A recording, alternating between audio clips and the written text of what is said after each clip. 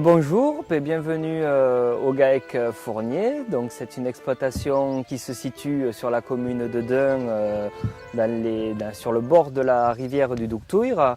Voilà, nous sommes donc sur une exploitation à maraîchage biologique.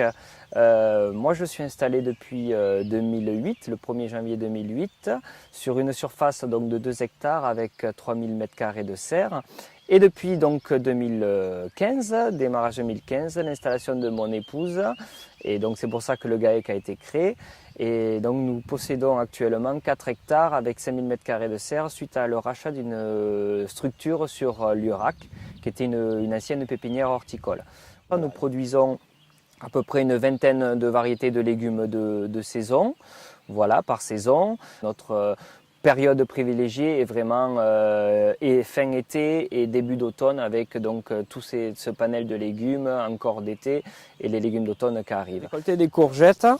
Donc là on a fait plusieurs variétés. Là c'est de la courgette blanche, voilà, qui est une ancienne variété de courgettes qui a été cependant oubliée et nous on la remet au goût du jour. C'est une courgette très bonne, très fine, en goût, avec pratiquement pas de grains et elle est très sucrée, elle a une saveur très sucrée. Donc ça c'est une variété ancienne. Après on fait de la courgette ronde, verte classique. Voilà, on a de la courgette jaune aussi, c'est une très bonne, une variété ancienne qui est beaucoup pareil, plus sucrée, moins de grains, un peu qui se rapproche de la blanche et après de la verte classique. Voilà. Ça c'est un peu notre production phare sur l'exploitation, c'est la tomate ancienne.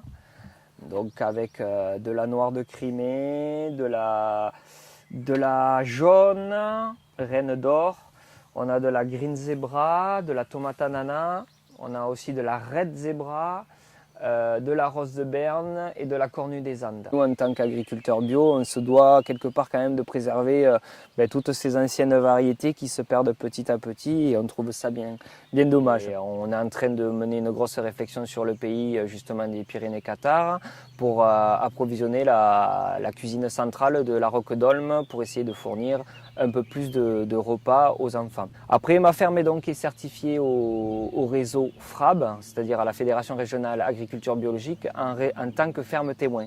C'est-à-dire que ma ferme peut accueillir donc des visites, donc soit des agriculteurs qui sont en conversion, qui se posent des questions sur un atelier, pourquoi pas de légumes sur leur ferme. J'ai des écoles aussi, des centres de loisirs qui viennent visiter le jardinage biologique, comment on fait, comment on plante, comment on sème. Et voilà, on accueille donc tout et aussi des clients qui sont désireux de savoir un petit peu comment ça se passe sur une exploitation en maraîchage bio. C'est une production où il n'y a aucun traitement. Voilà.